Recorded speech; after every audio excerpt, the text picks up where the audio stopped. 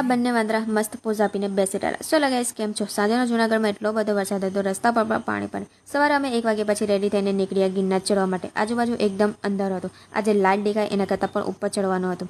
3000 પગથિયાં ચડીને એટલો મસ્ત નજારો દેખાતો હતો. પછી અમે લોકોએ થોડી સોડા પી લીધી એનર્જી માટે. ત્યારબાદ અમે લોકોએ અમારું ચડવાનું કન્ટિન્યુ રાખ્યું અને થોડી વાર બેસ્યા. ત્યાં એક બ્લોગર જોવા મળ્યા. નામ તો મને પણ એમનું નહીં ખબર હતું.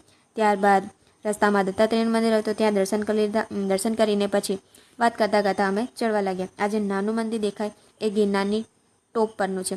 આ લોકોએ તો જલ્દી પહોંચી ગયેલા હતા, પણ પબ્લિક વધારે હતું એટલે શૂટર નીકળ્યું.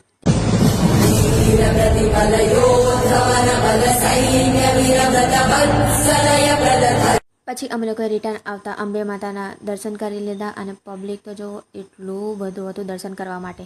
અને અંબે માતાના મંદિર પાસે ગિરનારનો આખો મેપ આપેલો પણ છે.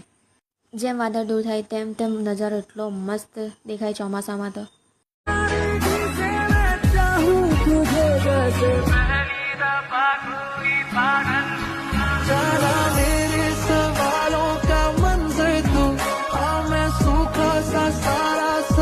અને આ રસ્તામાં વાંદરા મસ્ત બેસી રહેલા હતા બે અને અમે નીચે ઉતરતા હતા. અમારી હાલત એટલી ખરાબ થઈ ગયેલી.